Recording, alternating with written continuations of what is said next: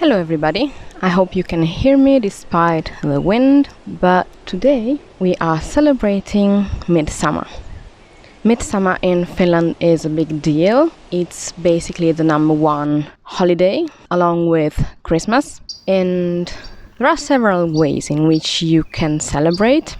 The number one thing is to be outside, enjoy the countless hours of sunshine, and it doesn't matter if it's cloudy, if it's raining, it doesn't matter at all. There are several traditions that are shared with other Nordic countries, especially Sweden, such as gathering several different types of flowers in the evening, in silence, and place them under your pillow in the hopes that you will dream about your future husband, something like that. So it's a tradition for especially young girls or women in general, because this festivity is closely related to fertility, especially in the pagan world. So many of these traditions are related to pagan origins or mixed origins we don't really know about. Another thing you should be doing is to go to the sauna, which is something I don't think is shared with Sweden, but basically every holiday in Finland is celebrated by going to the sauna. So the main difference probably is that on Midsummer you usually grab a new branch, or you make a new, is it called vihta? I will put the name up here, but it's the name of this fresh new branch made out of the new leaves that came out just a few weeks ago on birch trees. And Finland is covered in birch trees, and the purpose of this branch is to improve your circulation, so you use it in the sauna. And it's a bit funny looking if you don't know what is this about, because you're basically hitting yourself, and once the branch hits the skin it releases some oils, and all of a sudden the sauna will smell like birch. It's a very powerful smell, and even though you can often use essential oils in the sauna directly, putting them in the water, or it depends if the sauna is your own or if it's shared in a public sauna. But when you use this birch, you really don't need any other essence apart from actually the essence of the wood itself, of which sauna is made normally, which is already pleasant and relaxing. So this is one other tradition. Then we have the making of a flower wreath. This I notice is a bit more common in the countryside rather than in the cities here in Finland, whereas in Sweden it looks like it's more common, both for women and for men. And again, the idea is to be frolicking around and to pick your own flowers and to make your own wreath.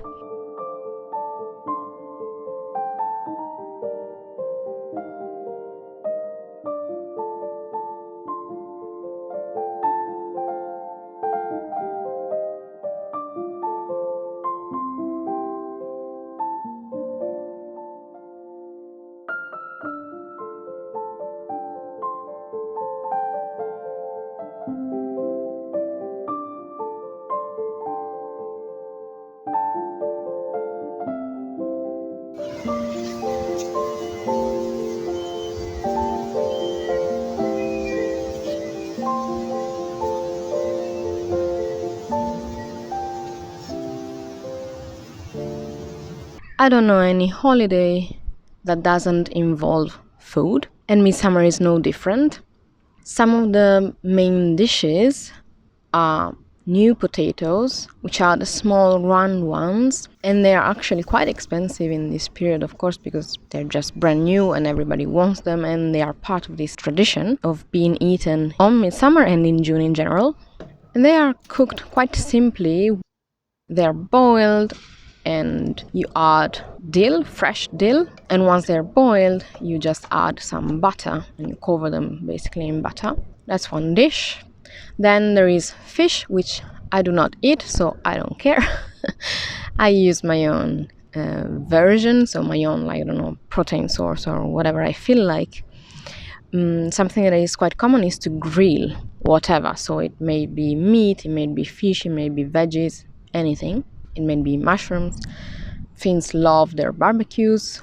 And then another tradition that I think is more Swedish than Finnish is to bake a cake, which is just a sponge cake, whipped cream, and fresh strawberries. Strawberries are again a big deal in both countries. I don't know about the other Nordic countries, probably.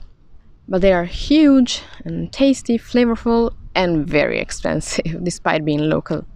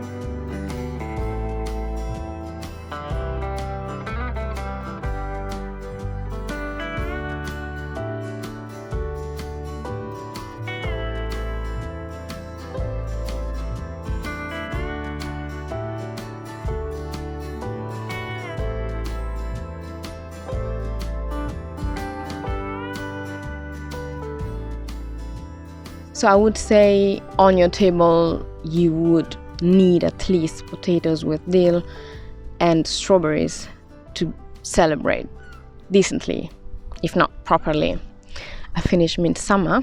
And finally, in the evenings, you have a Juhannus bonfire, Juhannuskokko. Juhannuskokko is something that I have never seen, except like once the very first year I was here, there was a teeny tiny fire on the beach. But I don't know if there are so many regulations and other rules that make it more difficult for people to make their own Juhannuskokko, or if it simply depends on the weather. So both, I think last year and this year, it was way too windy all day on Midsummer. And then like this year we had barely any wind in the evening, but probably at that point was too late to prepare a bonfire. So I don't know if there's like a national rule or something. I know that it's way easier if you have your own cottage on the lake, which is called mökki. And it's basically where everybody in Finland celebrates midsummer, so they go hiding in those cottages from around mid-June until the end of July. It's something quite common to spend time there, so the city ends up being quite empty in this period.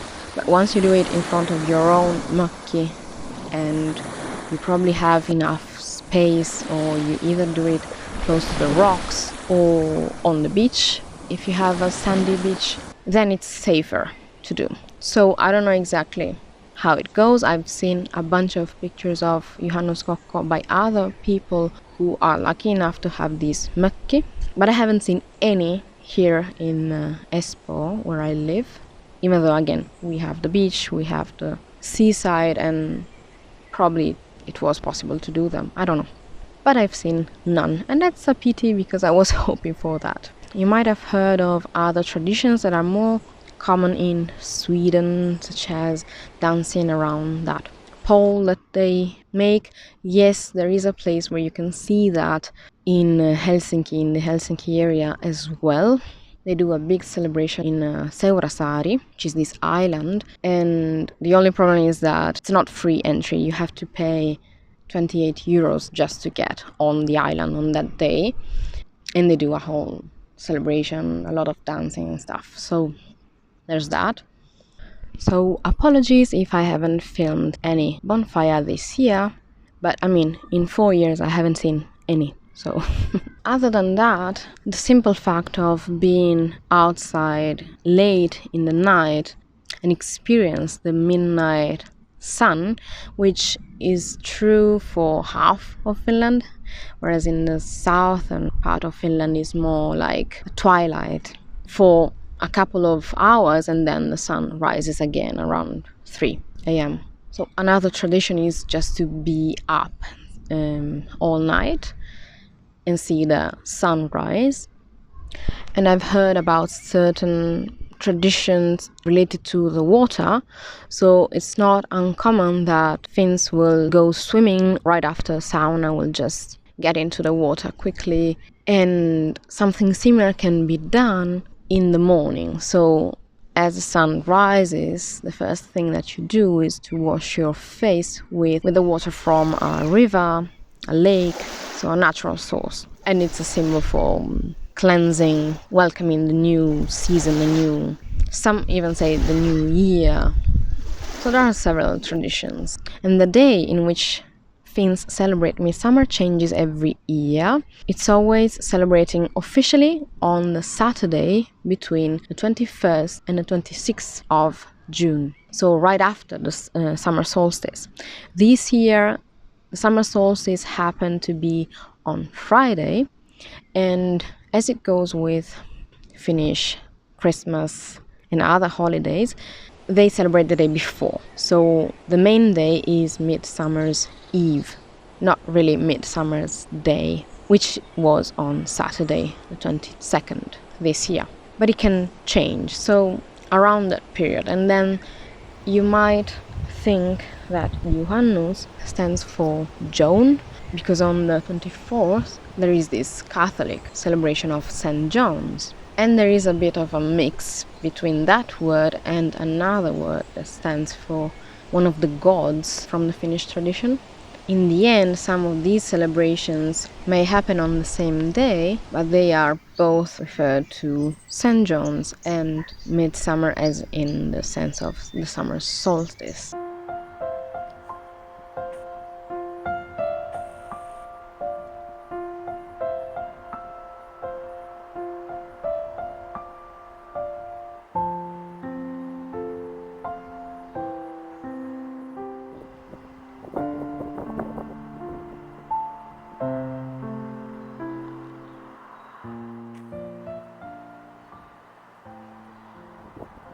So, did you celebrate Midsummer? If so, let me know how you celebrated. Thank you so much for watching, and I will see you in the next one.